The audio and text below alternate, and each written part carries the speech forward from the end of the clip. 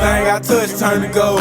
Ain't I something special? This one for my haters, I'm a motivator. I make them niggas wanna do better. I want too much, I can never settle. Settle for less, nigga, I can never. If she did better, I probably would've kept her. But oh well, I found something better, and she gon' do me better. We live in the funk. You know what I'm saying? We got Quay the Troll and D.Tray the Barber, man. So yes, sir. First, Quay the Troll, let me ask you, what would you rate D.Tray on the scale of 1 through 10? Now that you follow. I'd rate D.Tray on a scale of 1 to 10. Overall, you couldn't really rate him as a whole fighter in one area.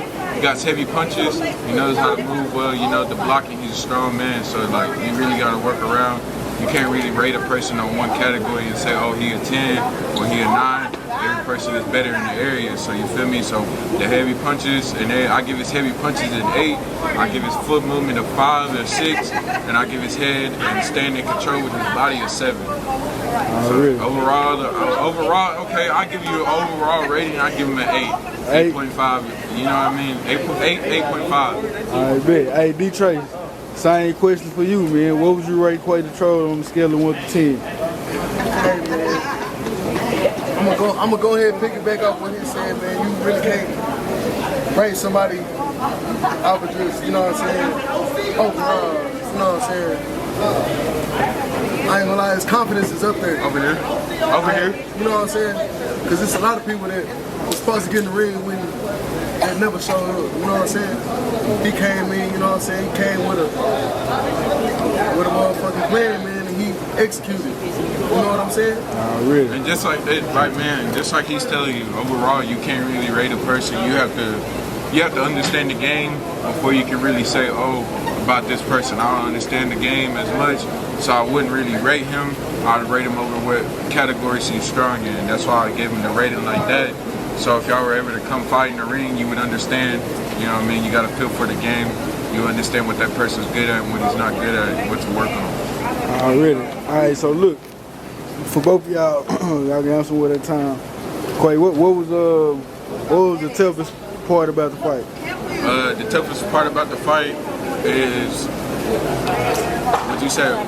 When you ask the toughest part about the fight, where you like coming in contact and taking contact and taking licks from D.Tray in general, forbidding the ring, man. The hardest part about that is not getting hit, man. When you get hit, especially like I said, with someone with a heavy punch, it's a lot different than getting punched by someone who hasn't worked with heavy punches.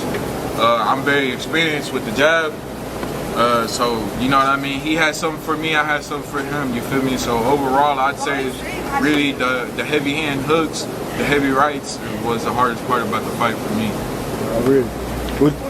Would you do it again? Would you be willing to do it again one more time? This is a good fight.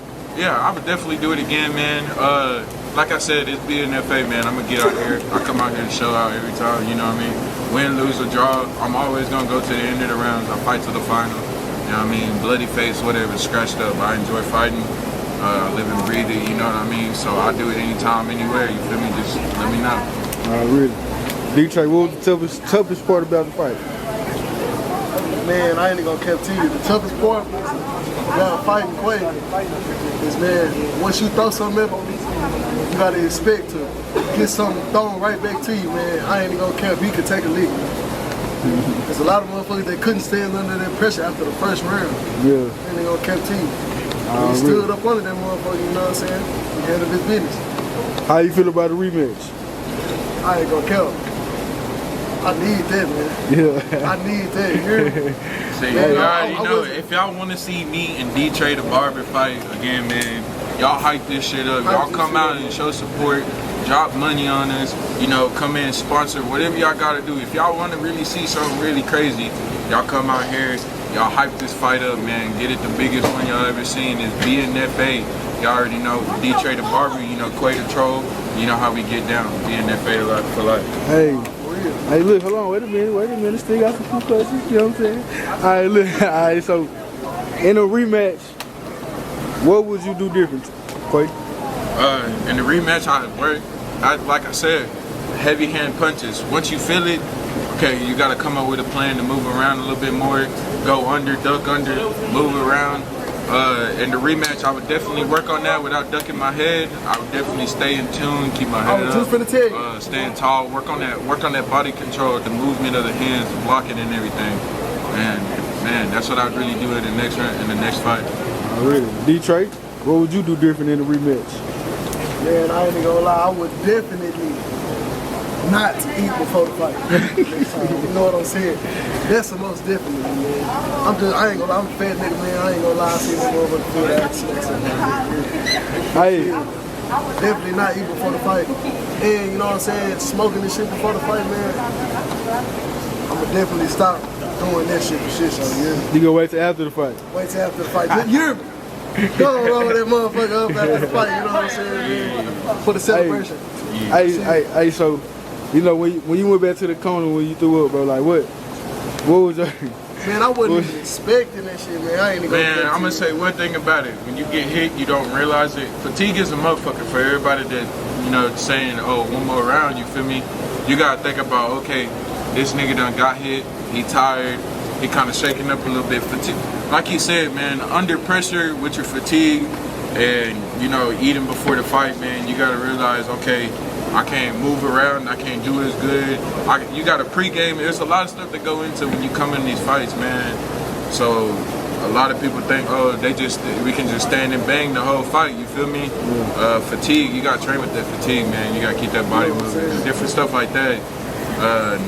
Yeah, man. Really, it's just that fatigue. It's a motherfucker in that ring if you don't work on it. You get sick, nauseated, man. You don't know if you can't breathe. Is that?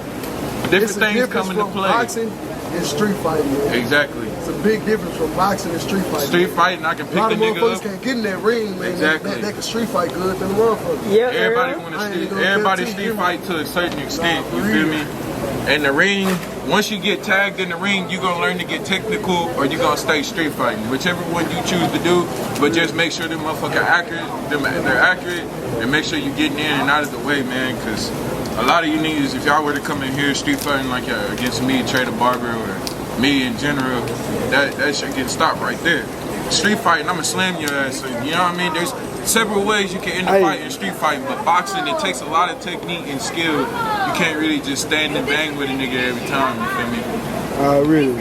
So like, yeah, at that time, D.Tray, like what? You said you didn't expect it, so like what? You know what I'm saying? You just went to the corner and it just came out. I didn't even like when he was punching me in my stomach, man. I wasn't even taking them hoes. I'm taking them hoes and I'm bouncing off the road. You know what I'm saying? But at the end of that round, I felt all that shit. All that shit. That adrenaline started going down on me. Felt all that shit. And all that shit came up. Damn. Oh, good. I ain't even gonna catch you. I thought there was 3 rounds. Well, remember when that shit started happening at the dope? They cut it to second, and I thought I was tripping. So I was sitting here, you know, I'm tired of the motherfucker. I'm like, okay, I'm gonna give me a quick break. You know what I mean? I'm about to give me a water, but I didn't want to cheat. You feel me? And we started boxing again. So you know what I mean? Like I said, man, come in there, train, bro. You gotta train hard. Definitely, this ain't it. You feel me? I do this a lot. Like I said, man, when you get hit with a hook, a heavy hand hook, you're gonna need something to like calm your mind. Like this is really, like that's what really this is for. I train hard, man. I'm gonna say like, just because I picked this up, don't mean I can't go. I can go, man, I can go 5-6 rounds. Hey, look, so how y'all feel about the,